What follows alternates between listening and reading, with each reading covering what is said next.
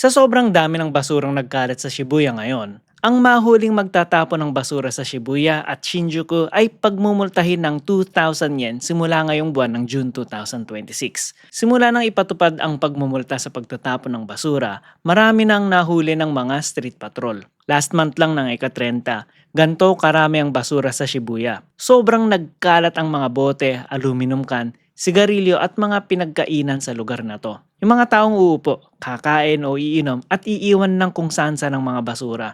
Nagmistulang basurahan na ang mga sanang tambayan ng mga tao. Wala na tuloy gustong umupo dahil sa mga basurang iniwan ng mga balahurang tao. Kahit sa tapat ng mga office building o mga establishments, may mga basura. Maraming nagrereklamo na business owners sa Shibuya dahil sa mga basurang basta na lang tinatapon sa tapat nila. May ilang beses na rin na nagtapon ng upos ng sigarilyo sa basurahan na nagdulot ng sunog. Kaya naman mula ng June 1, 2026, sinimulan na ng Tokyo ang panghuhuli sa mga mahuhuling magtatapon ng basura kung saan-saan. Ngunit, sa kabila ng pagpapataw ng multa sa pagtatapon ng basura, hindi pa rin nababawasan ang dami ng kalat sa Shibuya at Shinjuku.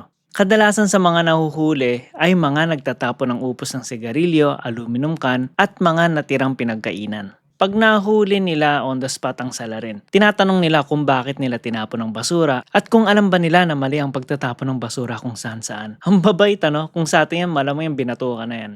May ilang nagpapalusot pa na pupulutin din daw naman nila ang basura mamaya. Pero kadalasan sa mga nahuhuli, alam nila na mali ang pagtatapon ng basura kung saan-saan at alam din nila na may multa ang pagtatapon ng basura sa lansangan. Kung alam naman pala nila, bakit nila ginagawa? Isipin mo na lang kung sa tapat ng bahay niyo yan gawin at ikaw ang dapat maglinis araw-araw, diba? Mindoksay, diba? On the spot ang multa. At kung sakaling wala kang dalang pera, may 1 week ka para mag-transfer ng pera sa bank account na ibibigay nila. Sa loob lamang ng 2 araw, may 32 katao nang nahuli sa Shibuya. At sa Shinjuku naman, 9 na araw, may 134 na katao nang nahuli. Average, 15 na tao sa isang araw ang nahuhuli. Ayon sa mga nakatira at negosyante sa Shinjuku at Shibuya, parang wala naman daw nagbago sa problema nila sa basura. Marami rin sa comment section ng YouTube na naliliitan sa multa na 2,000 yen. Sana raw ipatupad din ito sa buong bansa para mabawasan ang problema ng basura sa iilang lugar. Sana all daw sabi ng mga Hapon.